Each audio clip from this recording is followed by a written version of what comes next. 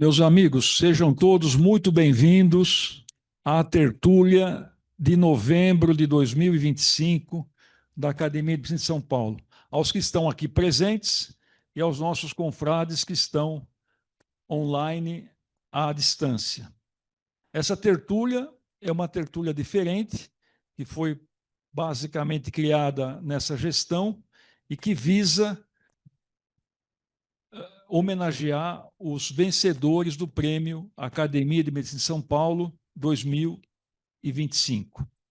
Como vocês sabem, nós temos duas categorias: categoria de médicos já formados, graduados, e categorias de membros acadêmicos, estudantes de medicina. A colega que venceu o prêmio, a médica, passou uma mensagem, ela deu um problema no trânsito, então, para variar, ela está chegando agora, então nós vamos começar com a apresentação do trabalho que ganhou na categoria Estudantes de Medicina. Mas eu cometi uma gafe aqui, eu gostaria de saudar todos os acadêmicos, convidados presentes, na pessoa do querido acadêmico honorário Jurandir Marcondes Ribas, que veio e que tem vindo rotineiramente do Paraná e Curitiba para prestigiar as nossas reuniões. Então, seja muito bem-vindo, Jurandir, mais uma vez, por essa deferência, né? Eu também queria aproveitar o gancho para não ficar com ciúmes, e agradecer também o Flávio Quilt, que vem de Campinas todo mês participar da reunião. Eu falo isso porque é fácil todos nós aqui de São Paulo arrumarmos desculpas, né? E vocês merecem sempre esse reconhecimento. Bom, eu vou passar então a palavra, já que o titular que ganhou o prêmio categoria Estudantes de Medicina, que é o meu querido aqui, futuro colega Eduardo Ialcame Caldana. Ele é aluno do quarto ano da Faculdade de Ciências Médicas da Santa Casa de São Paulo e membro da Liga Acadêmica de Diabetes e também como estudante já apresentou trabalhos em congresso de endocrinologia e metabologia e já participou também de congresso nessa área. Então, é com muita alegria que eu peço ao Eduardo Caldana que vá à frente e faça um resumo do trabalho seu, que foi eleito como vencedor do Prêmio Academia de Medicina 2025, e depois dos avisos, tal, nós vamos abrir a palavra para quem quiser fazer comentários. Então, seja muito bem-vindo, Eduardo. Pode ir à frente, por favor. Eu peço, Eduardo, que você fale bem perto do microfone, porque essa tertúlia, como todas, são gravadas e dentro de 1, 2 dias elas estarão no site da nossa academia. Boa tarde a todos. Me chamo Eduardo, sou aluno da Faculdade da Santa Casa aqui em São Paulo. Agradeço a apresentação.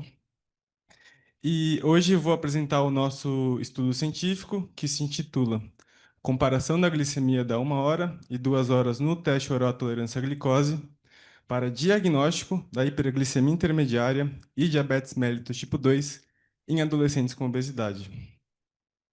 Eu gostaria de iniciar essa apresentação ressaltando a importância e a relevância da obesidade no cenário global atual, em que se observa um padrão de crescimento no mundo inteiro. E essa mesma tendência também é observada aqui em território brasileiro. Segundo dados da Federação Internacional da Obesidade, projeta-se que até 2035 ocorra um crescimento anual médio de 1,8% da população brasileira convivendo com a obesidade. Quando realizamos o recorte para a faixa etária pediátrica, projeta-se que até essa mesma data, quase 33% de todas as crianças no mundo convivam ou com sobrepeso ou com a obesidade. Ao observarmos as projeções brasileiras, Estima-se que cerca de 40% de todas as crianças brasileiras tenham obesidade até 2035, colocando o país como o quinto maior no mundo inteiro dentro dessa categoria. Também existe evidência correlacionando o aparecimento precoce da obesidade com o aparecimento cada vez mais juvenil de outros distúrbios metabólicos, como, por exemplo, a pressão alta, a dislipidemia e a, a glicemia alterada. As projeções também da Federação Internacional da Obesidade projetam que, assim como ocorra, espera-se uma ascensão da obesidade juvenil, as mesmas projeções se observem para esses distúrbios metabólicos. Nesse sentido, entende-se como o aumento da frequência da obesidade juvenil se correlaciona ao aparecimento cada vez mais precoce de comorbidades e distúrbios metabólicos, como, por exemplo, a da diabetes mellitus tipo 2. Os critérios aqui apresentados são os determinados pela Academia de Diabetes Americana para rastreio e diagnóstico dessa doença. E um desses exames é o do teste oral tolerância à glicose, em que está prescrito que valores acima de 140, após 2 horas, a sobrecarga da glicose são considerados como uma hiperglicemia intermediária, e valores acima de 200 como diagnóstico da doença em si.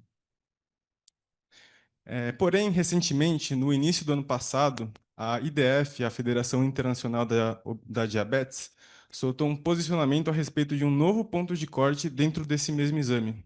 No caso, o da 1 hora pós-sobrecarga, em que foi determinado que valores acima de 155 são considerados como uma hiperglicemia intermediária e valores acima de 209 como diagnóstico da diabetes mellitus tipo 2. Porém, existem ainda pouquíssimos estudos a respeito da incorporação desses parâmetros para a faixa etária pediátrica. E nesse sentido, o grande objetivo do nosso estudo foi justamente entender, avaliar as respostas ao TOTG em adolescentes com obesidade, descrevendo a frequência da hiperglicemia intermediária e diabetes mellitus tipo 2, de acordo com a glicemia de jejum, 1 hora e 2 horas pós-sobrecarga da glicose, ao comparar entre esses grupos as características antropométricas e metabólicas. Bom, e como estruturamos esse projeto? Se tratou de um estudo retrospectivo, transversal, com amostra de conveniência, em que reunimos dados de 209 adolescentes com sobrepeso ou obesidade, de ambos os sexos, e que tenham realizado o TOTG e acompanhado no ambulatório da endocrinologia pediátrica da Santa Casa de São Paulo. Foram excluídos aqueles pacientes que estavam em uso de medicamentos hipoglicemiantes, como a metformina, e aqueles pacientes com diagnóstico prévio da DM1.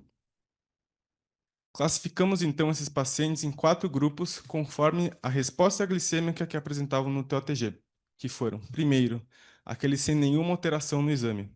Segundo, aqueles com a glicemia de jejum alterada, isto é, valores superiores a 100 no início do exame. Terceiro, aqueles com a glicemia de 1 hora após sobrecarga alterada, isto é, valores acima de 155 após 60 minutos da sobrecarga de glicose. E por último, aqueles com a glicemia de 2 horas alterada, isto é, valores acima de 140 após as 2 horas da sobrecarga da glicose. Utilizamos então 6 variáveis para comparar características antropométricas e metabólicas em relação a cada um desses grupos, que foram a média de idade, o Z-score de MC, a relação circunferência abdominal e estatura, e para os parâmetros metabólicos, a taxa triglicérides HDL, o HOME-R, esse que é um parâmetro que avalia o nível de resistência insulínica, e por fim, não menos importante, o índice de disposição oral, utilizado para avaliar a disfunção das células beta-pancreáticas, em que quanto menor o seu valor, pior a sua função. A título de constatação, foi considerado um P estatisticamente significante menor que 0,05. O trabalho, então, foi aprovado pelo CEP e realizamos a coleta dos dados. Chegamos, então, observamos, então, os seguintes resultados.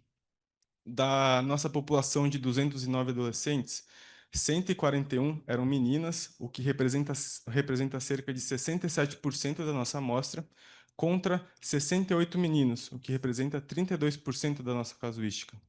Quanto ao diagnóstico da diabetes mellitus tipo 2, é interessante que nenhum paciente foi diagnosticado pelo critério das 2 horas, que é convencionalmente utilizado, ou seja, ninguém apresentou glicemia superior a 200 após 120 minutos da sobrecarga de glicose.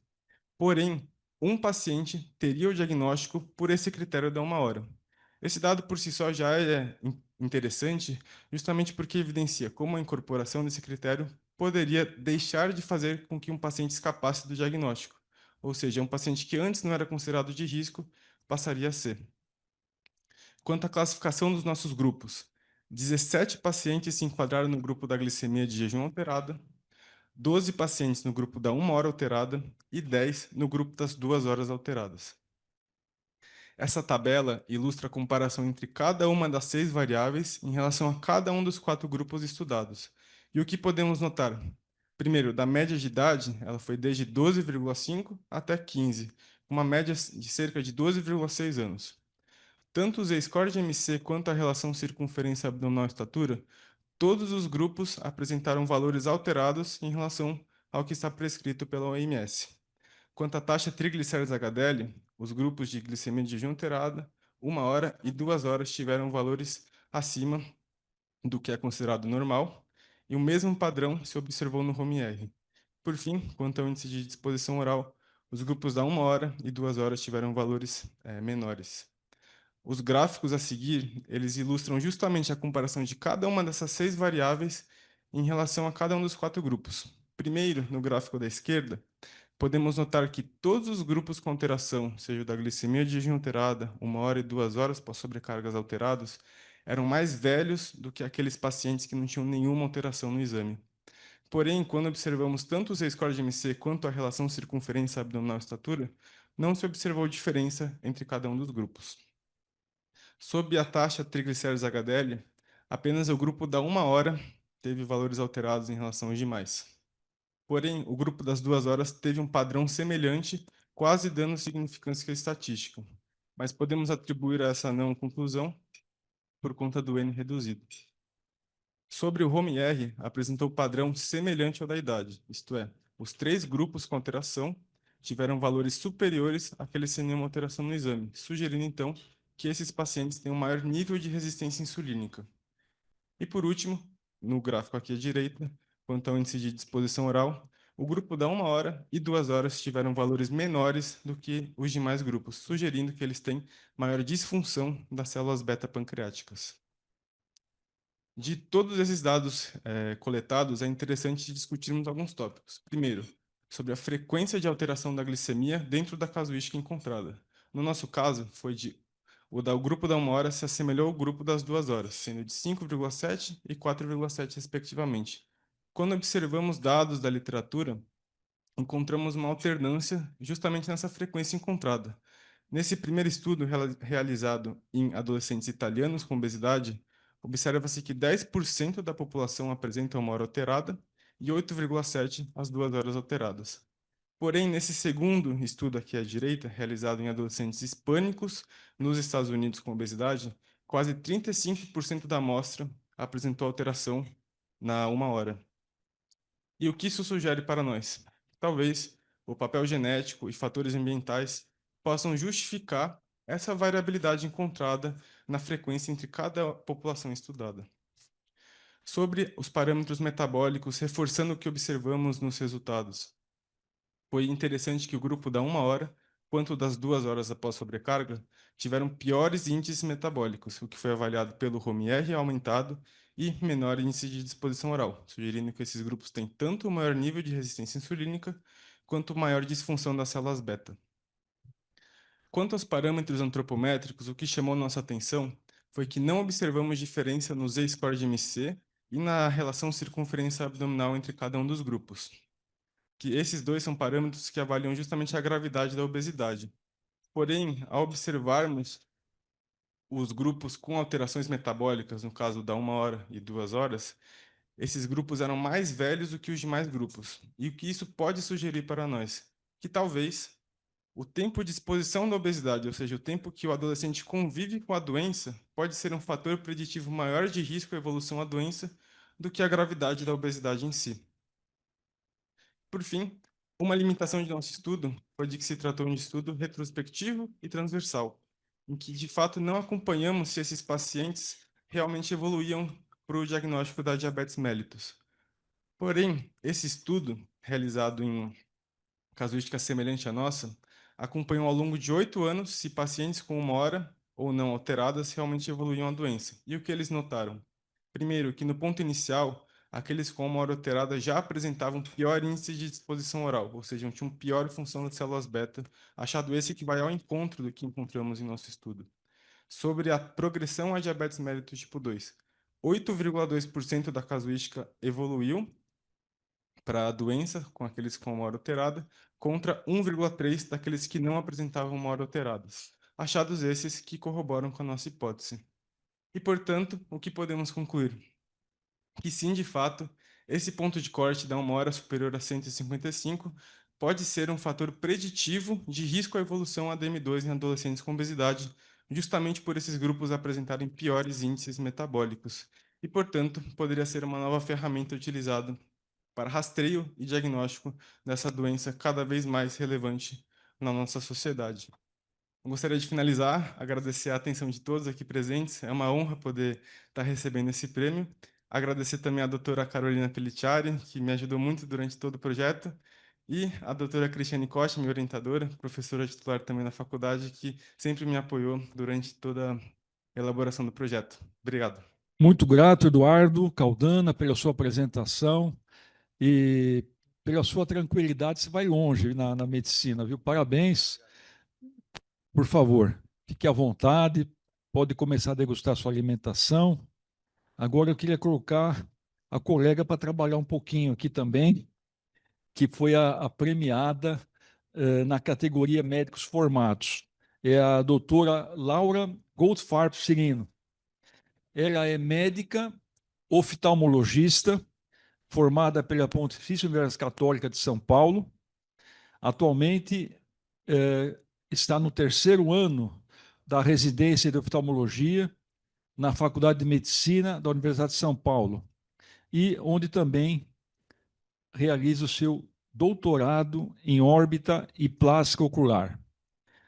Já com toda a sua juventude, ela é autora de 12 publicações científicas em periódicos internacionais de grande relevância, como Ophthalmic Plastic and Reconstructive Surgery, Neuroophthalmology e Glaucoma and American Journal. E, além disso, ela também tem se dedicado à carreira e à vida universitária. Então, Laura, seja muito bem-vinda à nossa tertúlia. E para nós é muito, eu estava comentando com o Eduardo aqui há pouco tempo atrás, para nós é muito salutar, muito bom ver jovens nas nossas tertúlias. Então, seja muito bem-vinda, convido que você vá à frente e faça a apresentação do seu trabalho. E saliento também a todos que os trabalhos vencedores já estão no site da Academia de Medicina. Então, aqueles que quiserem lê-los na íntegra poderão consultar no site. Boa tarde a todos, eu sou a Laura, é um grande prazer estar aqui e uma grande honra pelo prêmio. O meu projeto é um trabalho social que eu desenvolvi desde o ano passado, início do ano passado, e eu fico muito honrada de poder apresentá-lo a mais pessoas, porque, na verdade, o objetivo do projeto é que um dia ele faça parte do Brasil afora. Então, o nome do projeto é Projeto Visionários, e ele é justamente um treinamento remoto para triagem visual na primeira infância. Então, esses são os autores do projeto, que sem eles seria impossível realizar um projeto tão grande quanto foi. E eu gostaria de agradecer à doutora Roberta, minha orientadora, que está aqui presente no dia de hoje. O projeto foi realizado no Hospital das Clínicas, na Universidade de São Paulo.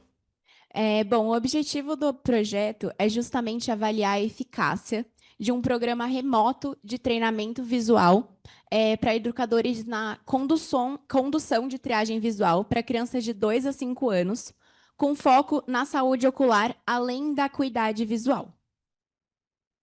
Então, sobre nossos materiais e métodos, o início do projeto ele se deu justamente com um estudo prospectivo com 42 educadores de uma creche pública da periferia de São Paulo. E aí, a gente fez um programa de treinamento à distância, em que a gente ensinou esses professores da rede pública com que eles fossem capacitados para realizar justamente uma triagem ocular nas crianças de 2 a 5 anos. Então, o que significa, né, uma triagem ocular? Então, além de uma triagem visual, ou seja, para saber se as crianças enxergavam ou não, a gente também capacitou os professores para que eles conseguissem reconhecer problemas visuais que podem ser definitivos quando a gente fala da cura, né, de uma criança que pode ter ambliopia e posteriormente cegueira. Então, o que era isso, por exemplo? A gente capacitou eles a reconhecerem o que poderia ser um desvio do olhinho, né, que a gente chama de estrabismo, cegueira, catarata. Então, a gente conseguiu ensinar esses professores quais são as doenças mais prevalentes na infância nessa faixa etária. E aí, justamente para a gente avaliar se o nosso treinamento virtual, né, à distância, estava sendo eficaz, a gente realizava um questionário pré e pós essas aulas, e a gente conseguia quantificar o quanto eles tinham aprendido e ver se eles estavam aptos para poderem realizar justamente essa triagem ocular nas crianças. Os resultados das triagens, eles foram realizados, então, pelos educadores em 200 crianças. Então, esses 42 professores avaliaram 200 crianças. E aí, então, justamente depois, a gente comparou com a triagem padrão ouro, que são de médicos oftalmologistas. Então, a gente foi até essa creche, reexaminou todas as crianças, sendo que foi um estudo duplo cego, então elas não sabiam o que a gente ia encontrar e nem a gente sabia o que elas tinham encontrado. E depois a gente justamente comparou a triagem realizada por elas com a triagem que a gente realizou. Então, aqui eu fiz esse fluxograma só para deixar bem claro como que foi o processo do projeto. Então, justamente, começamos com essa triagem virtual, né, remota, dos educadores de saúde. E o legal é que eles tinham aproximadamente 2 meses para completar as aulas. Eram em torno de 16 vídeos. E a gente fez questão de que os vídeos fossem curtos e bastante dinâmicos, com uma linguagem super fácil, que todos pudessem compreender, né? Não médicos, que era exatamente esse o objetivo. E então a gente aplicava esse questionário pré e pós-teste, via se os professores estavam capacitados, então se eles tinham atingido um score que a gente considerava que eles estavam aptos para aplicar essa triagem. E então eles aplicavam toda essa triagem nas crianças, usando o Lea Symbols, que é justamente o que a gente usa para ver se a criança enxerga. Então, são aqueles desenhinhos, né? A casinha, o coraçãozinho, todas essas coisas que são padronizados mundialmente. Então, é o que a gente usa mundialmente. E aí, também, eles faziam toda essa inspeção, esse exame ocular que a gente capacitou eles. E depois, então, foi a fase final do projeto em que a gente foi até a escola e fez justamente o exame padrão ouro para a gente poder comparar com esses examinadores. E aí veio os resultados finais, a partir disso. Bom, os resultados foram bastante promissores e animadores, a gente ficou bastante feliz. Então, foram observadas melhoras significativas no uso da tabela Lea Symbols, que é para ver o quanto a criança enxerga, e na compreensão das doenças oculares, como a ambliopia, e no aumento da confiança para realizar a triagem visual. Então, isso em relação à ambliopia, eu acho que foi muito, muito legal, porque no início do projeto, quando a gente perguntou para os professores se eles sabiam que era ambliopia, menos de 1% sabia. E justamente a faixa etária que a gente escolheu, de 2 a 5 anos, é a faixa etária que a gente consegue mudar o curso da ambliopia. Então, a ambliopia, a gente sabe que ela é causada... são erros, assim, a causa da ambliopia, né? São erros refracionais não corrigidos, ou seja, uma criança com miopia que não foi prescrito óculos no tempo certo. são opacidades, catarata, coisas que podem ser modificáveis, o que eu quero dizer com isso. Ou seja, se a gente tratar a criança entre 2 e 5 anos, e se a gente descobrir que ela tem essa doença entre 2 a 5 anos e tratar, a gente consegue mudar o curso da ambliopia. O que significa isso? A gente consegue tirar uma pessoa que poderia ser cega para uma visão de 100%. Então, isso é algo que me emociona muito, porque a gente consegue mudar o futuro da pessoa, né? Então, reconhecer justamente nessa idade. E as avaliações pós-treinamento, elas mostraram ganhos estatisticamente significativos na capacidade dessas professoras de executar e interpretar os testes, com um P super significativo, como vocês podem ver. Então, aqui, só para ilustrar, né, que eles conseguiram ter resultados muito bons em todas as partes desses exames oftalmológicos. E quando a gente comparou justamente a triagem realizada pelos professores com a triagem realizada por nós, oftalmologistas, a gente viu que teve uma precisão muito boa realizada pelos educadores. E o que eu achei bem interessante também é que quando as crianças tinham alterações oculares, ou seja, quando elas tinham um problema refracional, ou seja, precisavam de óculos, ou tinham um estrabismo, que é o olhinho torto, foi ainda mais significativo. Ou seja, as professoras conseguiram ver que tinha alguma coisa errada. Claro, elas não conseguiram fazer o diagnóstico exato, mas elas viram que tinha alguma coisa errada, ou seja, um sinal de que precisava ir para o oftalmologista. Então, isso é muito bacana, porque a gente sabe a dificuldade que de um Brasil como um todo, né? Aqui em São Paulo a gente ainda é mais privilegiado que os outros estados, mas da criança conseguir chegar ao oftalmologista, de conseguir que alguém veja que há algo errado ali. E eu acho que a escola, que é justamente o lugar em que a criança está todo dia ali, é algo que realmente pode mudar o curso da doença. Então, aqui eu mostro para vocês justamente esse blend Altman, mostrando que, comparando justamente a acuidade visual que nós, profissionais de saúde, fizemos com os educadores. E quando a gente vai ver isso em Logmar, a gente vê que foi bem pouca a diferença entre nós, oftalmologistas, e eles, e justamente quando as crianças tinham alteração, essas alterações foram vistas por ambos. Aqui, de novo, o mesmo gráfico, mostrando tanto no olho direito quanto esquerdo, isso aí também. Então, justamente aqui, novamente em gráfico, mostrando tanto uma acurácia, uma sensibilidade e uma especificidade muito boa do nosso projeto, um valor preditivo também e negativo também bons, com bons resultados, principalmente quando os exames eram alterados, então, o que é bastante satisfatório para a gente. Bom, de conclusão do projeto, então, o programa remoto de treinamento ele aprimorou significativamente os conhecimentos e habilidades dos educadores na triagem visual, auxiliando nessa detecção precoce de problemas oculares em crianças. E esse modelo ele apresenta grande potencial para implementação em larga escala e pode contribuir com a padronização de um programa nacional de saúde ocular em que áreas que justamente não conseguem ter um oftalmologista de tão fácil acesso para as crianças, em que a gente consiga ter um encaminhamento e um reconhecimento precoce antes que uma ambliopia cause uma cegueira irreversível na criança. Bom, aí só contando um pouco sobre o andamento do projeto, né? Então, a gente começou no ano passado, como eu falei para vocês. Esse ano a gente deu continuidade do projeto. E justamente o nosso objetivo esse ano era conseguir validar o questionário, porque quando a gente pensa em uma ampliação dele para nível nacional, a gente precisa que o questionário seja validado. Então, com a ajuda de outros profissionais de outras áreas, estatístico, a gente conseguiu ter os resultados, né, dessa validação. Então, ele mostrou uma excelente consistência interna, tanto para o pré-treinamento quanto para o pós-treinamento, e coeficientes que indicaram uma medição estável e consistente. Então, justamente com isso, a gente conseguiu validar o questionário e mostrar que ele é eficaz. Esse questionário em que a gente avalia se os professores aprenderam ou não a realizar a triagem. E agora a gente está na fase de ampliação do projeto. A gente, esse ano, realizou o projeto numa escola que é uma escola pública da Universidade de São Paulo.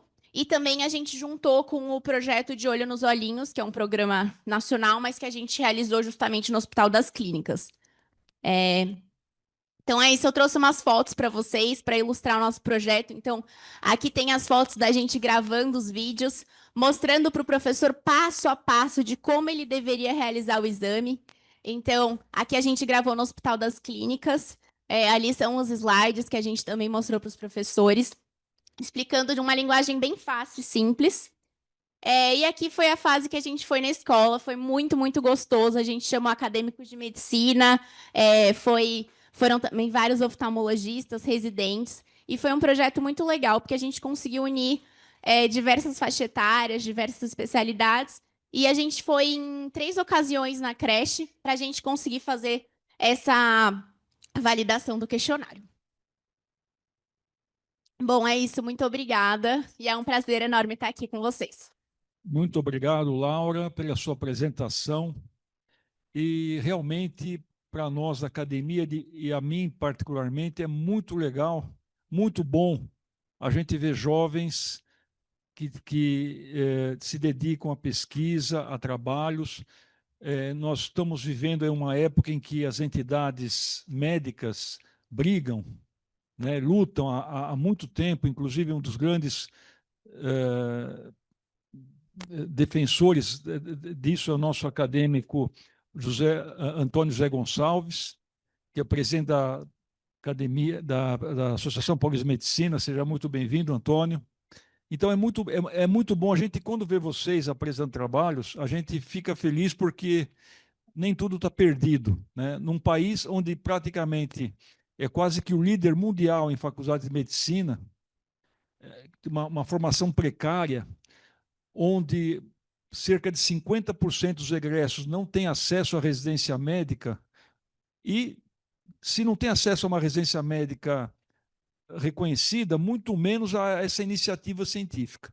Então é muito bom ver vocês e que continue assim, porque vocês escolheram cá entre nós o caminho que todos nós trilhamos no passado, o caminho áspero, difícil, mas é o caminho mais honesto e mais ético que se tem na nossa profissão.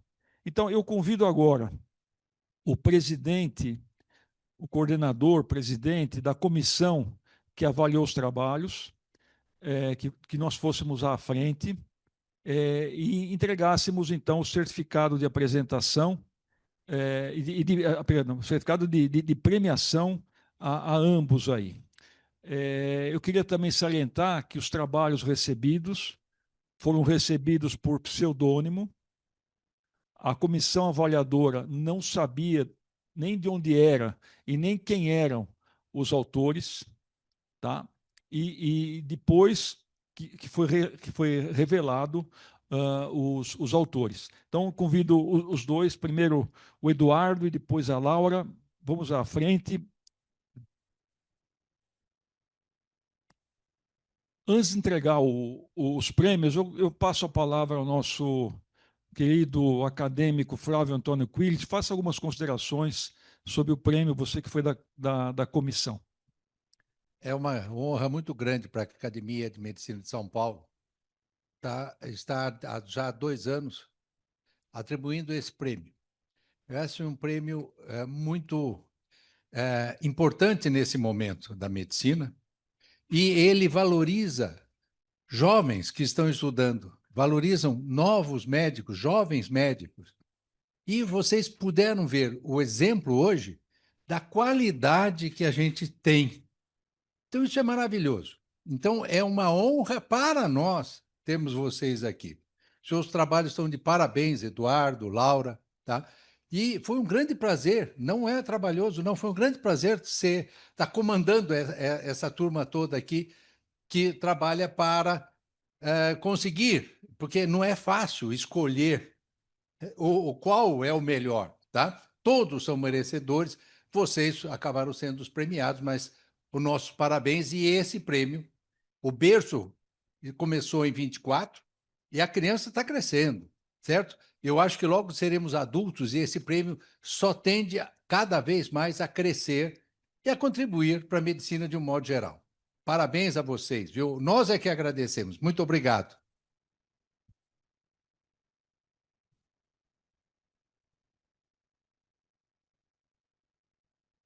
Primeiro,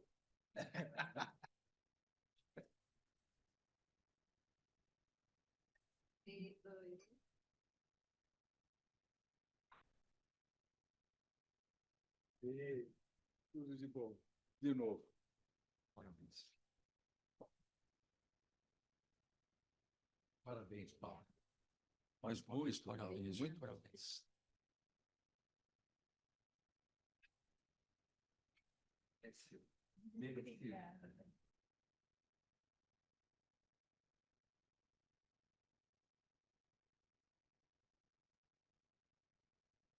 Fez mesmo, viu?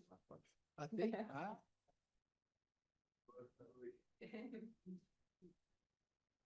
Tem que ser coruja mesmo, viu? Filho.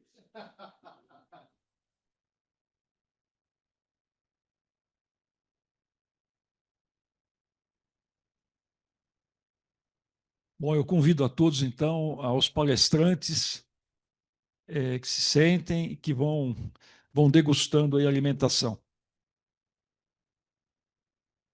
Não, vou trabalhar agora.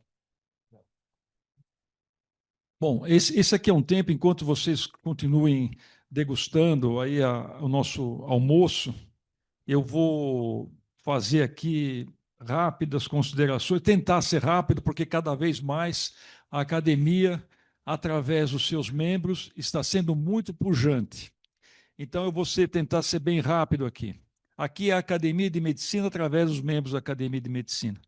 Então, eu queria salientar a vocês que, basicamente, já temos no site da academia as normas, a comissão do Prêmio Academia de Medicina 2026. Então, eu convido aqui até os ganhadores desse prêmio, convido a todos os que estão ligados a instituições universitárias, aqui são vários, que divulguem esse prêmio, divulguem nessas duas categorias. A única ressalva é que membro da academia não pode estar no trabalho, não pode estar concorrendo, por uma questão de conflito de interesse, obviamente, tá? Então, mas divulguem nas universidades, nas faculdades, isso aqui é muito bom. Então, o término das inscrições dos trabalhos para o ano que vem será, se eu não me engano, no último dia de maio de 2026. Então, tem 6 meses aí para concluir os trabalhos, apresentar, colocar direitinho no site aí. Então, aqueles que quiserem, ali fora também tem o nosso boletim Asclepio, a última edição, está sendo formatada uma edição que será lançada no começo do ano que vem, mas podem levar exemplares que são gratuitos. Rapidamente, o nosso acadêmico Flávio Antônio Quilici, no mês passado, ele, além de ele ter lançado mais um livro chamado Ciência e Espiritualidade, a Jornada Cristã da Medicina, ele fez 2 palestras sobre esse tema, uma na Academia Campinense de Letras, da qual ele é vice-presidente, e uma na Associação de Empresários de Campinas. O nosso acadêmico, na reunião passada, eu disse em avant-première, mas oficialmente nessa reunião, o nosso acadêmico, Adagmar Andriolo, ele lançou um livro no Congresso Brasileiro de Patologia Clínica e Medicina Laboratorial, que foi no Rio de Janeiro, o livro dele intitulado Diagnóstico de Gravidez, da melancia ao monoclonal, passando por sementes de trigo, coelhas, sapos e outros bichos. Muito interessante. Eu li tanto o livro do Quilici quanto do Adagmar, tive o privilégio de prefaciá-los, e realmente os 2 fabulosos. No começo de outubro, houve a 76ª Assembleia Geral da Associação Médica Mundial. E essa reunião foi realizada no Porto, em Portugal. E a Academia de Medicina esteve representada por 4 de seus membros. O primeiro deles, José Luiz Gomes do Amaral, nosso ex-presidente aqui da academia, ex-presidente da Associação Médica Brasileira, ex-presidente dessa casa, da Ação Paulista de Medicina, e também ex-presidente da Associação Médica Mundial. Ele estava lá e foi acompanhado do nosso confrade César Eduardo Fernandes, atual presidente da Associação Médica Brasileira, o nosso confrade Antônio José Gonçalves, atual presidente da Associação Paulista de Medicina, e o nosso confrade Carlos Vicente Serrano Júnior, que é o diretor de Relações Internacionais da MB. O nosso acadêmico e ex-presidente Raul Marino Júnior, o doutor Raul Marino Júnior presidia a nossa casa, ele estava deixando o mandato quando a academia estava completando 100 anos de existência. Então, portanto, ele foi presidente há 32 para 33 anos atrás.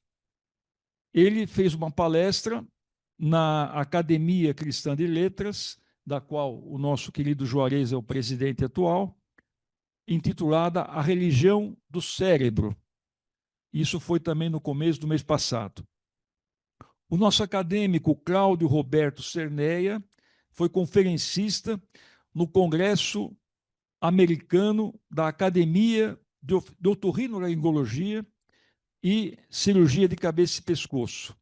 Esse evento aconteceu na cidade de Indiana, nos Estados Unidos. O nosso recém-possado acadêmico Davi Wipp, ex-secretário de Estado da Saúde, ele publicou 3 artigos em 3 jornais diferentes. O primeiro deles foi no Estado de São Paulo, intitulado A História está contando quem estava certo na pandemia. E o segundo artigo, tudo do mês passado, o segundo artigo, ele publicou no Correio Brasiliense o desafio global da resistência aos antimicrobianos. E, alguns dias atrás, ele publicou um artigo na Folha de São Paulo, intitulado Da escuta ao genoma, meio século de transformações na prática médica. O nosso acadêmico Juarez Moraes Avelar, mais uma vez, ele fez uma palestra no Clube dos 21 Irmãos Amigos sobre a fundação da Academia Nacional de Instituições Literárias, Culturais, Históricas e Cívicas. Eu vou ser bem rápido porque tem muita coisa. A acadêmica Neuci Zanão Colonge foi conferencista no 33º Congresso Mundial da Associação Internacional de Mulheres Médicas. Esse evento, ela falou sobre mulheres na cirurgia, particularidades adaptativas no centro cirúrgico. E esse evento aconteceu em meados do mês passado, na cidade do Cairo, no Egito. O nosso acadêmico Cláudio Luiz Lotenberg também teve 2 publicações em periódicos nacionais. O primeiro deles, na revista Veja, a matéria chama-se Inteligência Artificial é um poderoso aliado do médico, não sou substituto. E não seu substituto.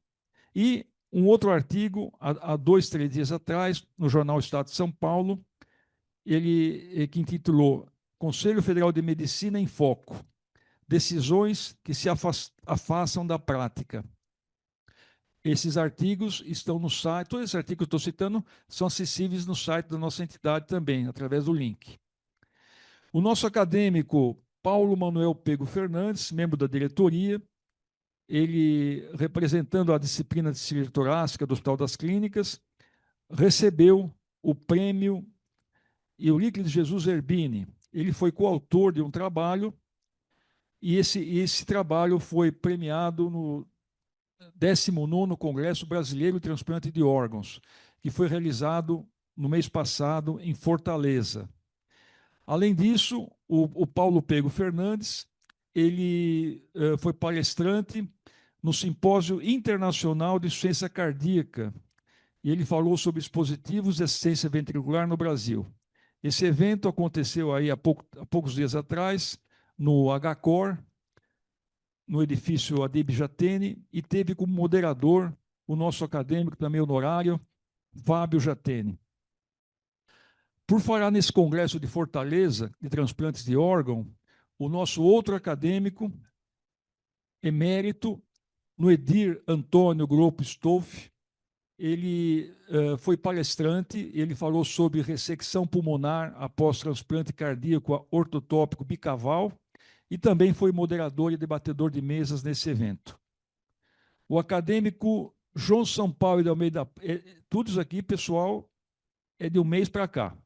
O acadêmico João Sampaio de Almeida Prado, ele participou de um seminário do Zócoli Advogados, que foi apoiado pela Associação Brasileira de Medicina Legal e Perícias Médicas. Esse evento aconteceu em Piracicaba e ele falou sobre saúde mental no trabalho, riscos psicossociais e o papel das empresas na prevenção. O nosso acadêmico Sérgio Bortolari Bonatti, que aqui se encontra, um bom filho sempre a casa retorna, depois de mais de 50 anos, voltou à sua querida Faculdade de Medicina de Sorocaba, da Pontifícia Universidade Católica, que aqui nós temos uma colega também, e ele deu uma palestra sobre radioterapia, seu uso nas lesões de pele. E essa palestra foi dirigida tanto ao corpo discente como ao corpo docente de dermatologia. O nosso ex-presidente acadêmico José Luiz Gomes do Amaral recebeu o título de doutor honoris causa da Universidade Evangélica Mackenzie do Paraná, que o nosso querido Jurandir é um dos professores. Houve, no mês passado, na Academia Nacional de Medicina, um simpósio sobre atualização em ortopedia e traumatologia. E esse evento contou com uma palestra no nosso acadêmico, Walter Mano Albertoni, que ele falou sobre a constituição da Academia Brasileira de Ortopedia e Traumatologia, e também teve uma moderação do nosso outro acadêmico, Tarcísio Eloy Pessoa de Barros Filhos, nesse evento que aconteceu no Rio de Janeiro. Nosso acadêmico honorário, William Eduardo Nogueira Soares, ele recebeu a comenda José Hollenberg Leite da Academia Riachuelense de Letras, Ciências e Artes. E esse evento aconteceu no auditório da Academia Sergipana de Letras. O nosso outro acadêmico sergipano, membro correspondente, José Hamilton Maciel Silva, ele nesse evento foi empossado como membro titular da Academia Riachuelense de Letras, Ciências e Artes. Nós, no mês passado, a convite da Fundação Arnaldo Vieira de Carvalho, que é a fundação mantenedora da Santa Casa de São Paulo, nós fomos convidados a conhecer essa instituição, fomos regiamente recebidos por ela, através do seu presidente Antônio Cledinir Tonico Ramos, e estivemos lá com 5 acadêmicos representantes. Além da minha pessoa, estava lá o Juarez Moraes de Avelar, estava a Sônia Rolim Rosa Lima, estava o Sebastião André de Felice e estava também o Osmar Monte. Agradeço a presença de vocês e agradeço particularmente ao presidente Antônio Tonico Ramos. Por falar na Sônia, a Sônia Maria Rolim Rosa Lima participou de uma banca de tese de doutorado na Faculdade de Ciências Médicas da Unicamp. E a doutoranda foi uma aluna que foi aprovada com louvor, a doutora Suzana Manica, que é de Moçambique, e foi aprovada com louvor. Parabéns, Sônia, pela presença lá. Tivemos, no dia 29, uma solenidade magna, onde foram empossados 3 membros titulares, Davi Everson Ipe, José Osmar Medina de Abreu Pestana, Antônio José Gonçalves, e 2 membros honorários, Fábio Bissegli e Samir Raslan. Foi uma cerimônia muito bonita, muito tocante. Agradeço muito a todos aqueles que puderam participar para tornar a cerimônia agradável. Então, foi realmente muito bom e a presença de todos no horário aprazado e assim por diante. Então, muito bom, foi muito bom mesmo. O nosso acadêmico da sua especialidade, o Rubens Belfort Matos Júnior, ele foi eleito membro honorário da Academia Brasileira de História da Medicina, e essa solenidade de posse ocorreu na Academia Nacional de Medicina, no Rio de Janeiro.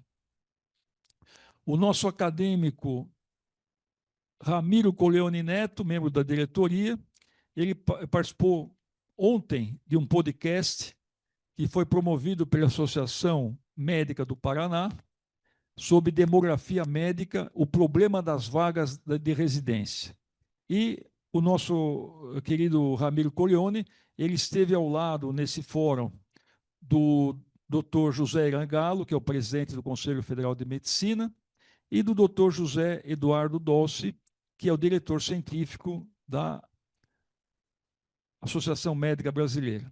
Eu vou comentar aqui em avant-première, mas eu vou retornar isso na próxima reunião, mas eu faço com muita alegria também o nosso sempre presente acadêmico Antônio Carlos Lima Pompeu, agora, nessa semana, irá receber a comenda Juscelino Kubitschek de Oliveira, que é o maior galardão da Sociedade Brasileira de Urologia, e essa comenda é dada a ele por alguém que dedicou toda a sua vida ao ensino, à pesquisa e à assistência. Acho que o seu nome é muito oportuno, Pompeu. Eu que também faço parte dessa entidade, fico muito contente, e você realmente merece. E, além de tudo, você teve o privilégio de presidir essa casa, que vai completar em breve 100 anos também de existência.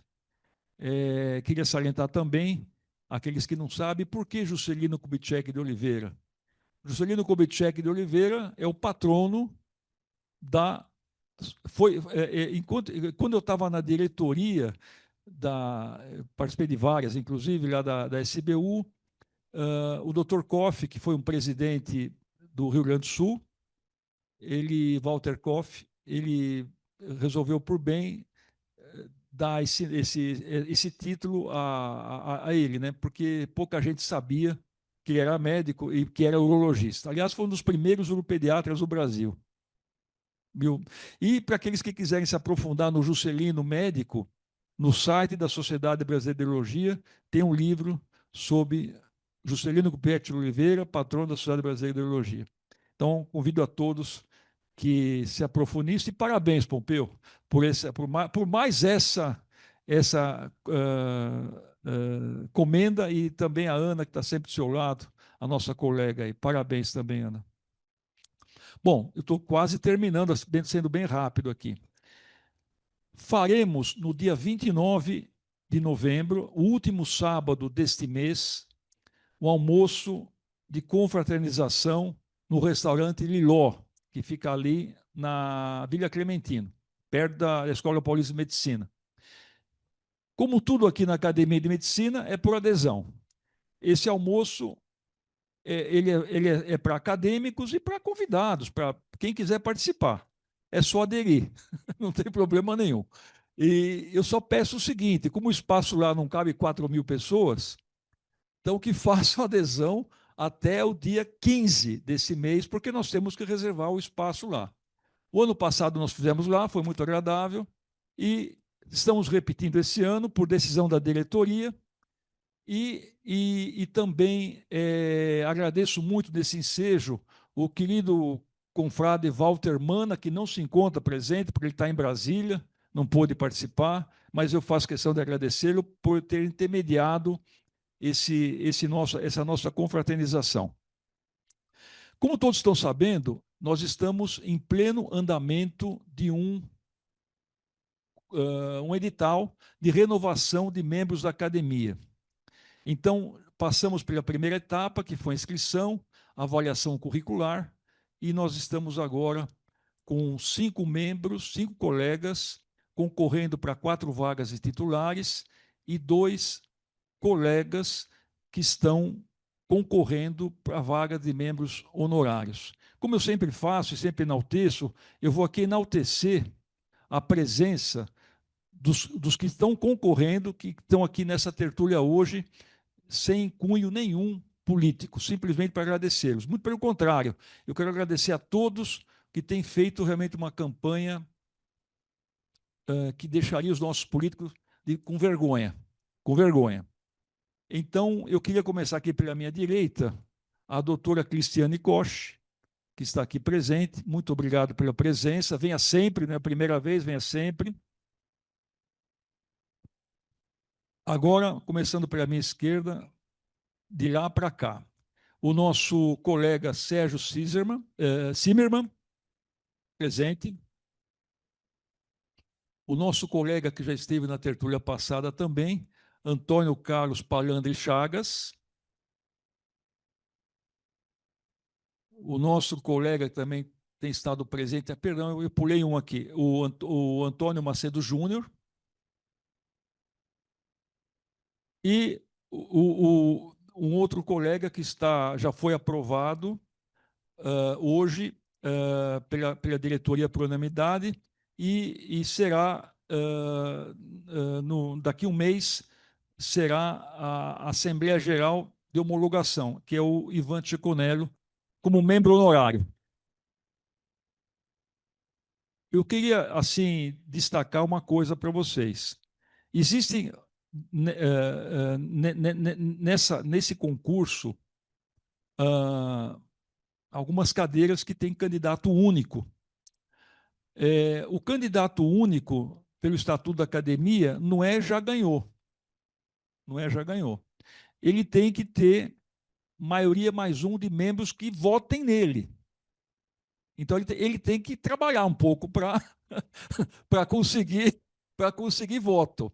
Tá? Porque se ele não trabalhar para conseguir voto, vai correr o risco dele não ser eleito, mesmo sem candidato único. Tá? Então, eu estou falando isso com muita alegria. Aqui já aconteceu tudo, né?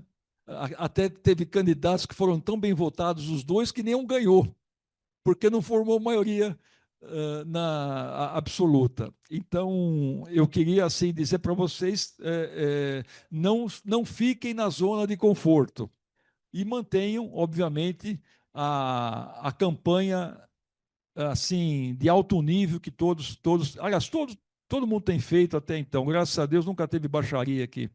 Foi muito, muito boa mesmo. Por falar em eleição, eu já queria dizer para vocês, de Avant Premier, por um lado, infelizmente, por outro lado, é a lei da vida, né? Hoje, na reunião da diretoria, que foi feita antes dessa tertúlia, foi aprovado um edital que vai ser lançado no começo do ano que vem, no final de janeiro, para preenchimento de mais 3 vagas de titulares, que são vagas cujos candidatos faleceram nesse tempo aqui. Então, para aqueles que querem indicar alguém, enfim, participar, já fiquem de sobreaviso que pelo menos 3 vagas terão. A gente está torcendo porque eu e outros não sejam próximos para aumentar para aumentar essa fila. Mas se acontecer, eu peço aí para a diretoria botar minha vaga também, sem problema nenhum. Bom, eu também queria não somente mais uma vez salientar e estimular todos que participem do primeiro congresso da Academia de Medicina de São Paulo, que vai ser presencial e online no ano que vem, do dia 8 a 9 de maio de 2026. As inscrições, as informações estão no site, são valores módicos e a gente estimula todos, jovens, maduros que nem nós, que participemos, porque além de atualizarmos sobre os mais diversos temas da medicina, a gente vai estar também contribuindo com a Academia de Medicina de São Paulo. E para terminar, vejam quanta coisa, hein? Isso aqui o que é, pessoal? Isso aqui é a Academia de Medicina de São Paulo. Tudo que eu falei aqui, através dos seus membros. A academia é isso. A academia não existe sozinha. Sempre existiu com os membros. E a importância dos membros é que faz a academia ser tão pujante quanto ela é. Desde quando começou, há 130 anos. a última tertúlia do ano vai ser um tema ameno, né? Um tema natalino, não é natalino, mas é um tema tranquilo, um tema ameno, e eu queria também estimular todos a participarem. Vai ser o doutor Jesus Paula Carvalho, que ele do staff lá da ginecologia do Hospital das Clínicas, mas ele vai falar sobre um tema diferente, ele vai falar sobre a literatura como instrumento terapêutico. Acho que essa palestra é muito apropriada porque através da literatura a gente consegue também chegar a ser um pouco mais humano no relacionamento médico-paciente, que é o que, aliás, hoje em dia é o que está faltando. E é o que, aliás, as entidades médicas, de uma maneira toda, têm batido nessa tecla também aí. Bom, falei bastante. Eu queria, então, vamos começar a reunião passada, acho que eu comecei pela direita. Então, aqueles que quiserem se manifestar sobre os trabalhos apresentados, perguntas, comentários, enfim, levante a mão, começando aqui à minha esquerda. Então, Antônio Macedo, Carlos Chagas,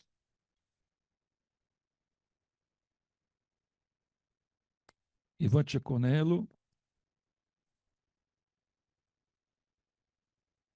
Sérgio Libonati,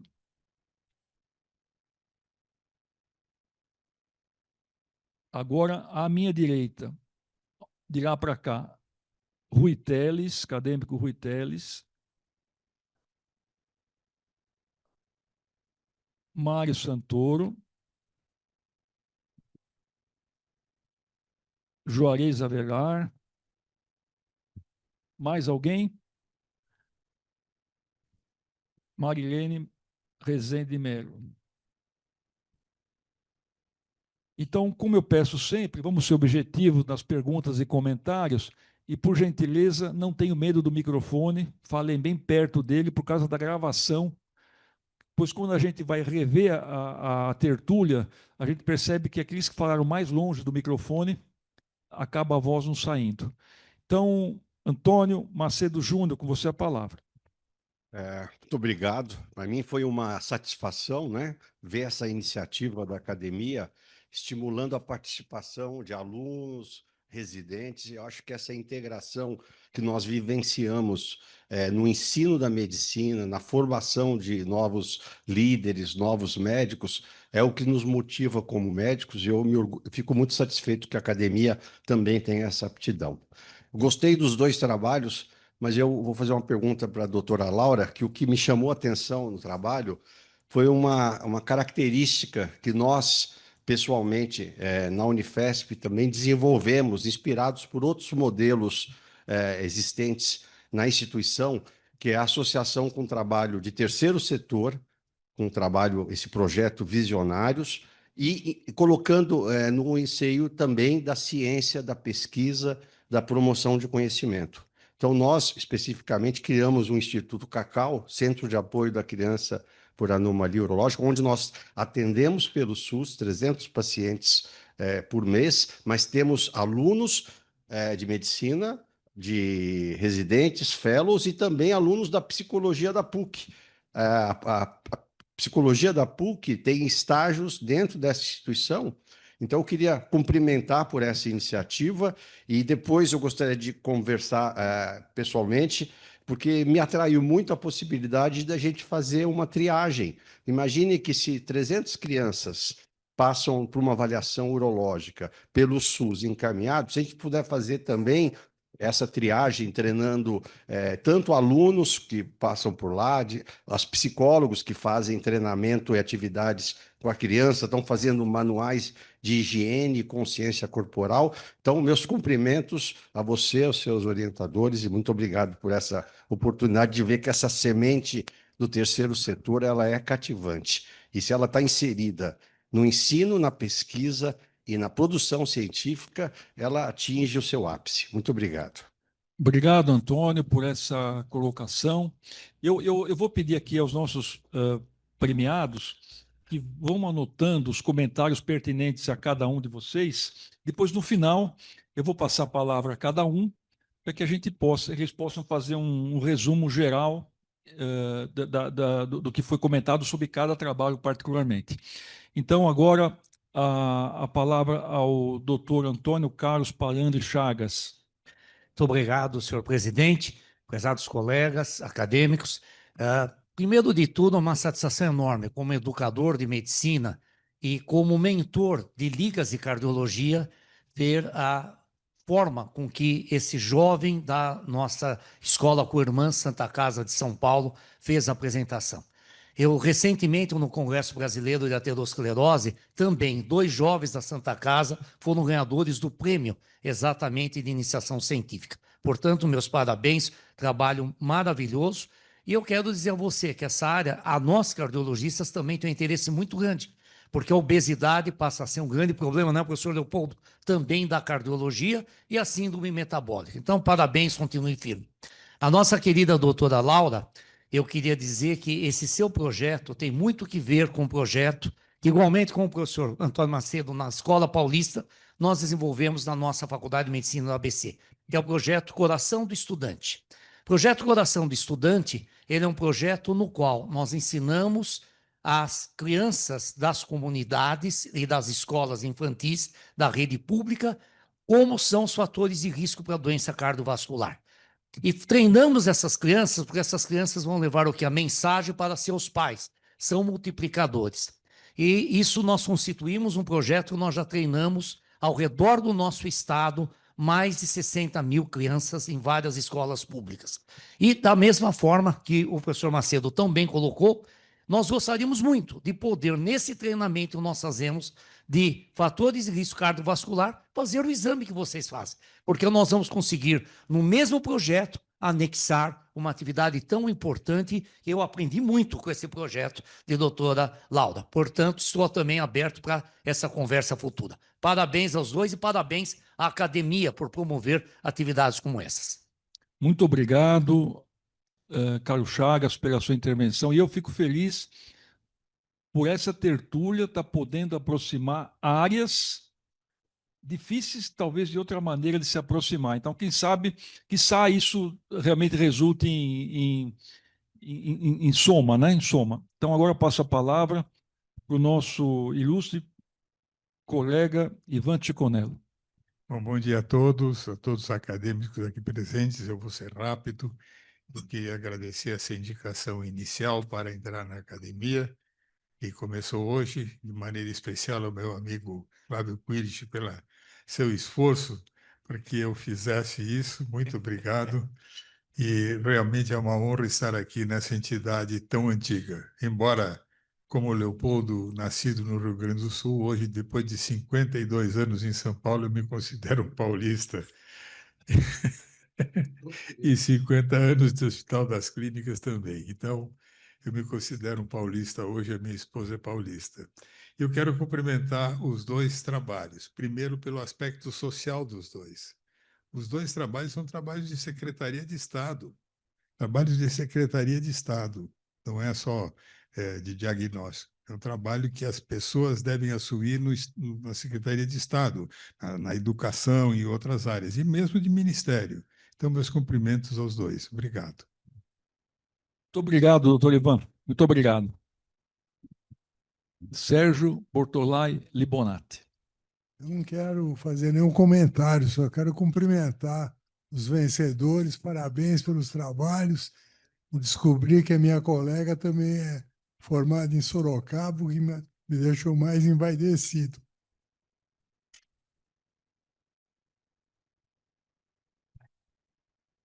Muito obrigado, Libonati. Agora a palavra ao nosso querido confrade Rui Teles. Presidente, você realmente é sensacional.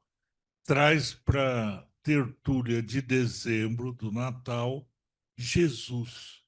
Então, é fantástico esse presidente. Mas eu estranhei, presidente, que dos novos que estão para entrar na academia, só tem uma aqui perto de mim, à direita, outros todos à esquerda. Por quê, cara, presidente? Queria cumprimentar os dois trabalhos excelentes, mas eu queria fazer uma pergunta à minha colega da pediatria. É uma pergunta, eu gostei muito do trabalho, mas eu fiz pediatria na USP, fui médico do Instituto da Criança, fui diretor no Instituto da Criança, e depois de mais de 50 anos de idade, eu fui para o Conselho de Medicina. Fiquei 15 anos no Conselho de Medicina. E lá eu aprendi uma coisa que eu nunca tinha ouvido nos meus anos de Hospital das Clínicas. Ensinar medicina ao leigo é antiético. Eu queria só saber da senhora se isso chegou a ser lembrado e discutido no trabalho. Só lembrar, eu adorei o trabalho, mas eu queria saber se isso chegou a ser discutido, esse problema de ser antiético ensinar medicina a não médico. Obrigado, Rui. A sua presença aqui sempre traz um pouquinho de descontração, alegria, questionamento. Hoje não está questionando nada, mas questionamentos. Eu fico muito contente com a sua presença, Rui. Seja bem-vindo sempre aí. O Jesus foi assim, sem querer. Tá, foi sem querer. Aliás, foi uma sugestão essa palestra, não foi nem minha. Foi do nosso querido Edmundo Chá da Baracá. Então, agradeço a ele também, que não está aqui presente, mas talvez um milagre. E para tentar conciliar, né, aqueles que, que são judeus, não podemos esquecer também que o Jesus era judeu também, né? Bom, então eu queria passar a palavra agora ao querido acadêmico Mário Santoro Júnior. Bom, Hélio, obrigado. Quirite, na próxima edição do livro você coloca também essa do Edson, do Hélio. Coloca essa do Hélio no próximo edição do livro. Bom, gente, acho que hoje foi uma tarde gloriosa aqui, um almoço muito gostoso, de muito aprendizado. Queria cumprimentar os dois ganhadores dos prêmios e fazer algumas observações. Primeira, que realmente são trabalhos de Secretaria de Estado. Acho que eu que trabalho hoje com o SUS, né, nós administrando uma área grande aqui de São Paulo, toda Campo Limpo, Capão Redondo, Jardim Ângela, enfim, toda aquela área lá, a gente trabalha pelo Sejam, com essa área grande, e nós sabemos da importância desse trabalho na área, eu já vou explicar por quê. Por outro lado, como pediatra, fiquei encantado de ver os dois trabalhos. Queria fazer, começando pelo Eduardo, parabéns, acho que é um tema importante para todos os pediatras, de consultório ou não, mesmo na questão de saúde pública, porque hoje a obesidade em adolescente é uma epidemia e nós sabemos disso, né? Uma única observação para você, nós temos aqui representantes hoje da Santa Casa, Ana Maria, a Cristina, a Koch, que está aqui, Koch, que está aqui,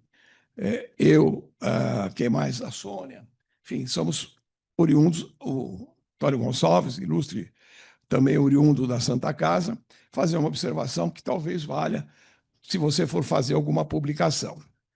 O nome correto da faculdade é Faculdade de Ciências Médicas da Fundação Arnaldo Vieira de Carvalho, que há 60 e poucos anos mantém um convênio com a Santa Casa de São Paulo. A faculdade não é da Santa Casa. Isso já deu problema lá, quando veio a 9 de julho, essa coisa toda, mas é a Faculdade de Ciências Médicas da Fundação Arnaldo Vieira de Carvalho. É o que vai estar no seu diploma, inclusive. Então, talvez em publicações oficiais, valesse a pena pôr o nome correto da faculdade. Tanto é que a faculdade está indo ali para a Rua das Palmeiras, né, naquele prédio antigo, a Clipper, enorme, que foi reformado, onde vai ser a fundação. Se utiliza dos hospitais da Santa Casa de São Paulo. Hoje, não sabemos amanhã, já teve problema antes. Então, talvez essa observação só como uma questão técnica, porque você pode ser questionado em alguma banca que for apresentar isso. só como um conselho. Doutora Laura, eu lhe fazia uma pergunta. Eu achei interessantíssimo esse treinamento de professores para fazer triagem. Acho isso fantástico, acho que não há nada de antiético nisso, pelo contrário, está ajudando a encaminhar essas crianças que precisam e que devem ser atendidas. Nós, lá no Sejam, nós temos um Instituto de Responsabilidade Social muito grande, quero convidá-la para vir nos visitar e, eventualmente, o Sejam ter a honra de poder contar com os seus préstimos nessa área toda. Nesse seu trabalho, eu vi a questão de avaliação oftalmológica. Desde que o autismo passou a ser espectro, né, hoje é o espectro autista, o diagnóstico ampliou muito, né? E nós estamos com uma epidemia hoje de TEA. Quanto isso é verdadeiro e quanto não é uma discussão que a gente tem feito muito, inclusive com a síndrome de burnout, que tivemos aqui, uma palestra fantástica. Uma das coisas do TEA é a questão do contato visual. Eu gostaria de saber se você teve algum subgrupo para avaliar essa questão de encaminhamento de fato daquelas crianças que têm dificuldade de contato visual. Tem, inclusive, um aparelho especial hoje para avaliação disso. Mas eu não sei se dá para fazer também assim. Meus parabéns pelo trabalho, achei fantástico. Eu sou pai de oftalmologista, certamente vou imprimir o trabalho e levar para ele também. Ele é da Escola Paulista de Medicina, né? E faz câmera anterior, porque hoje tem esse negócio, câmera posterior, câmera anterior, câmera do lado, câmera do outro lado, né? Então, enfim, eu quero lhe parabenizar pelo trabalho e foi um prazer ouvi-la. Muito obrigado. Muito obrigado, Santoro, pela sua Eu só ia colocação. pedir sua licença, eu ia fazer isso no começo e acabou passando. Jurandir está aí, professor Jurandir, aí saiu. Foi para o Congresso. Uma pena, eu ia passar para ele e eu acho que ia falar em nome de todos aqui a nossa solidariedade à população do Paraná pelo desastre que tivemos agora recentemente. Foi uma tragédia realmente muito grande. Em questão de minutos, as pessoas perderam casa, família, gente. Então, a nossa solidariedade a todos do Paraná. Eu ia cumprimentar o Jurandir. Muito obrigado, Santoro. Juarez Avelar. Bom, boa tarde a todos. Tivemos hoje a oportunidade de assistir duas apresentações muito interessantes, da razão pela qual foram o vencedor do nosso concurso, brilhantemente comandado pelo nosso querido Quillet, né? E os dois trabalhos são interessantes, e um deles é pela observação de curiosidade que me chamou a atenção, é que o ano passado um dos ganhadores também foi um trabalho de oftalmologia. E me chama a atenção porque no trabalho de oftalmologia, a vencedora fez um trabalho em Ribeirão Preto e também no interior do Amazonas, onde eu morei, quando eu recém-formado, e o trabalho concomitante ao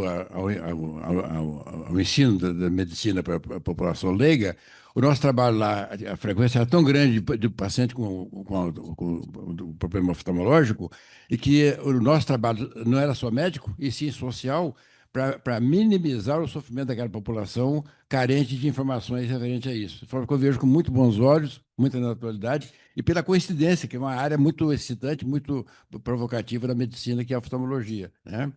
Que é isso referindo à doutora Laura pelo trabalho dela, que eu gostei muito nesse sentido. E do doutor Eduardo, que veio um trabalho muito interessante pelo papel social que representa, é um flagelo realmente para a humanidade. E eu falo isso de cátedra, porque eu sou diabético tipo 2, convivo bem com ele, graças a Deus, as coisas de um esforço muito grande para conviver e viver, e sem entrar na fila que o doutor Helder mencionou recentemente, né? Então, é um trabalho social muito importante que aflige não só a população de baixa renda, como de alta renda, como da população mundial. É um trabalho social muito importante que você apresentou, e parabenizar a comissão científica da julgadora pela assertiva em premiar o trabalho de vocês, tá bom? Parabéns para todos vocês. Muito bom, Juarez, muito bom. Agora, a querida Marilene Rezende Melo, suas considerações. Queria dar parabéns para os dois premiados, assuntos muito importantes e muito bem escritos, e falados.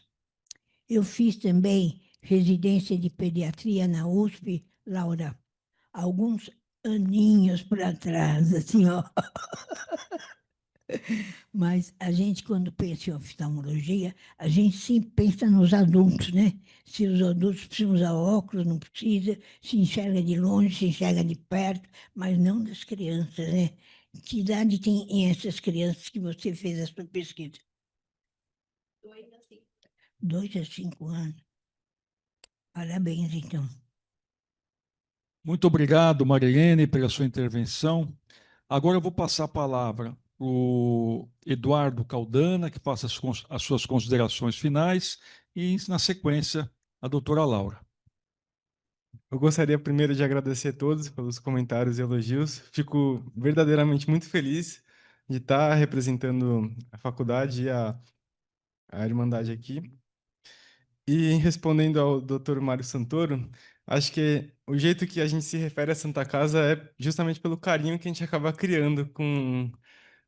Mas eu agradeço a observação, com certeza a gente vai levar em conta.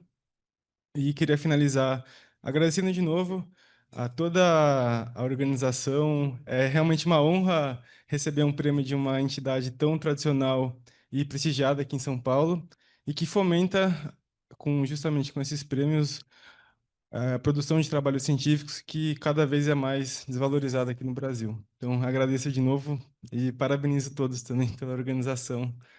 Obrigado.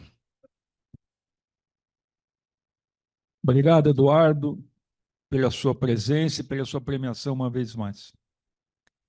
Boa tarde novamente, agradeço as considerações.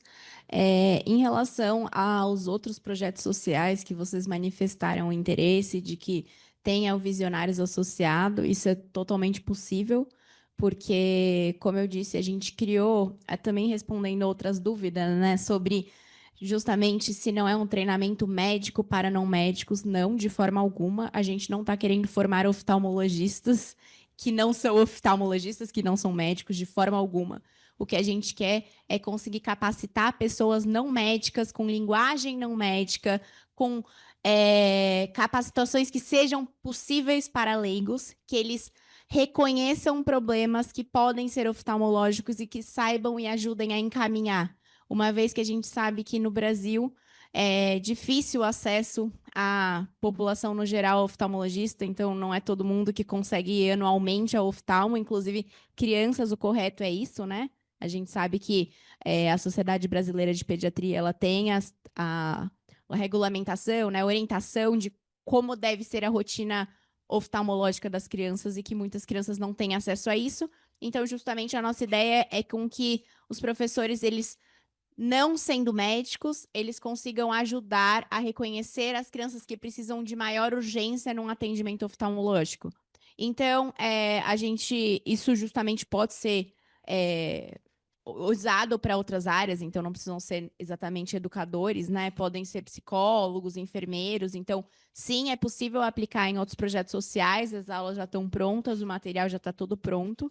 E justamente o projeto é para ajudar com que esses profissionais reconheçam, né, as crianças que precisam mais e, com isso, consigam avisar, né, olha, se a criança precisa ser encaminhada ao oftalmologista com mais urgência, essa aqui com menos urgência, mas para com que ela chegue a um tempo hábil ao oftalmologista. A gente, de forma alguma, está querendo ensinar oftalmologia para não oftalmologistas, até porque eu estou no 3º ano de residência, até hoje eu peno para aprender oftalmologia. Então, óbvio, a gente não quer ensinar isso, a gente quer ajudar a uma triagem com que esse acesso seja facilitado e que ocorra no tempo hábil, no tempo certo.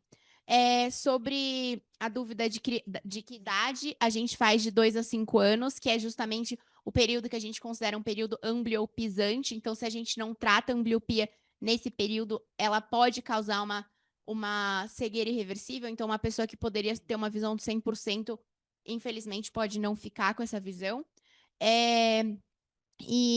Sobre outra dúvida, né, que veio sobre o TEA. Então, não, nesse projeto inicial a gente não tinha essa parte do TEA. A minha professora, a doutora Roberta, ela é especialista na área, ela pode falar um pouco melhor sobre isso do que eu. Eu concordo, acho que hoje em dia a gente tem um grande diagnóstico e é uma dificuldade nas escolas, né, para reconhecer. Eu acho que sim, pode. Eu já vi algumas pesquisas que mostram que a gente consegue fazer esse diagnóstico, mas eu acho que quem melhor sabe responder isso é a doutora Roberta, então eu vou dirigir a palavra a ela e aproveitar para agradecer imensamente pela orientação que ela me deu nesse trabalho.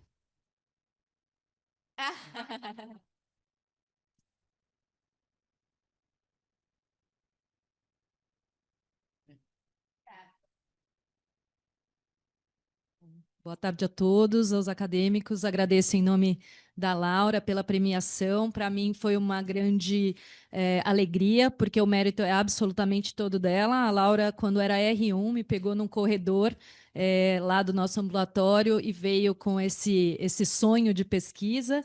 E aí a gente caminhou juntas e desenhamos, então, esse projeto, que foi um projeto muito vencedor. Além deste prêmio, ela já ganhou diversos outros prêmios, dentro da oftalmologia com esse projeto, e tem levado tudo com muita seriedade, então o mérito é absolutamente dela. A gente tem um apreço muito grande por esse projeto, porque, como vocês já salientaram, eu julgo um projeto que é de Secretaria de Saúde.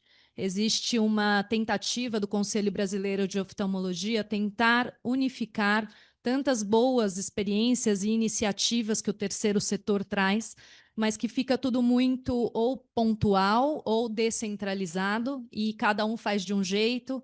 Consegue-se uma forma de ter, por exemplo, doação de óculos para esta campanha, mas não para outra. Consegue-se para São Paulo, mas não se consegue para o Piauí. Então, um dos objetivos é usar esse projeto da Laura como uma iniciativa para tentar ter isso como um instrumento de levar triagem visual e também um encaminhamento adequado das crianças. Porque uma vez que dentro do nosso contexto nacional nós não temos especialistas para todos, a gente também não pode encaminhar crianças que não necessitam daquele encaminhamento, e assim a gente não fazer não sobrecarregar o nosso sistema de saúde, que já trabalha de forma muito crítica, digamos assim. Então, o fato de que a gente possa treinar educadores ou cuidadores da infância, sejam eles quem sejam, porque há cidades em que nem há escolas, há creches, então você tem cuidadores, com os vídeos que foram feitos pelos nossos residentes de primeiro ano e que ficaram vídeos muito interessantes, é uma ideia da gente trazer. Existem inúmeras possibilidades para que a gente trabalhe estes treinamentos para diferentes populações, para diferentes cuidadores, e para diferentes diagnósticos, mas aí eu acho que há que se ter uma adaptação. Conheço projetos em que nós usamos essa avaliação com eye tracking hoje, então com aparelhos em que você vê qual é o padrão de busca, tentando fazer uma triagem precoce de crianças que tenham suspeita de espectro autista. Existe um projeto muito bonito que está sendo conduzido pelo Sabará, pelo Instituto, pelo PENSE, exato, em que eles têm usado isso. Enfim, eu fui assistir o projeto, fiz algumas críticas técnicas, porque eu não tinha um oftalmologista junto, então acho que eles engrandeceriam o projeto nisso, mas são múltiplas as possibilidades, né? Então, o apreço pelo Visionários é esse, e eu espero um dia poder realizar o sonho da Laura, trazendo esse projeto para um âmbito nacional e ajudando, enfim, a melhorar a saúde visual das crianças, porque trata-se de uma doença do neurodesenvolvimento que a gente tem como atuar desde que a gente atue dentro de uma faixa etária adequada. Só fazendo um complemento, para quem não sabe, o PENSE é um instituto de pesquisa do Instituto Sabará. Desculpa. O PENSE é uma área de pesquisa e inovação do Instituto Sabará. O Setúbal hoje é acadêmico da Academia Brasileira de Pediatria, como eu, meu amigo de lá, meu confrade, e não sei se sabe, está construindo o maior hospital aqui na Rebouças, que vai ser igualzinho ao Children's Hospital da Filadélfia, e vai ser o maior hospital de pediatria da América Latina. Tá aí uma sugestão, Hélia, quem sabe qualquer dia convidar o Setúbal para vir fazer uma palestra sobre toda essa área de pesquisa deles, que é muito grande, muito interessante. Concorda?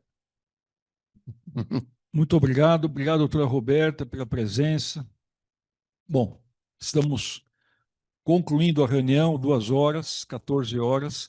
Eu queria uma vez mais parabenizar o Eduardo Caldana, a doutora Laura Cirino, pelo prêmio. Queria estimulá-los, assim como a doutora Roberta, que é docente lá, outros colegas que participem do prêmio do ano que vem. Como o Juarez falou, 2 anos seguidos, o trabalho da oftalmologia foi premiado. Quem sabe um terceiro também seja, quem sabe, né? Mas, de qualquer maneira, só ficar de olho. Eu não sei, eu não sei. A Colopor está rebaixada, pelo jeito, hein? Bom, então divulguem o prêmio nas suas instituições de ensino, tá? Com essa ressalva de membros da academia não podem fazer parte do prêmio. E convido a todos também que possam e que queiram participar do nosso almoço, façam a inscrição até o dia 15, impreterivelmente, ou seja, daqui a 3 dias, e também do congresso, que vai ser o ano que vem. Ajudem, participem, e que venham também na próxima tertúlia, que vai ser no dia 10/12, sobre a literatura como instrumento terapêutico. Agradeço muito a presença de todos, a academia é a casa de vocês também. Participem de outras reuniões, é uma honra e uma alegria muito grande ter esse grupo seleto daqui. E hoje, particularmente, eu fiquei envaidecido, porque aqui todo mundo da academia, os médicos que estão todos aqui, somos graduados no milênio passado. Né? E a gente vendo gente desse milênio, realmente é muito salutar. E vocês são realmente o presente e o futuro da medicina. Então, se a medicina tiver em gente como vocês, eu acredito que ela vai permanecer nos ditames do nosso querido Hipócrates, né? Ciência, arte e humanismo. Então, muito obrigado pela presença e até o mês que vem, se Deus permitir. Até mais.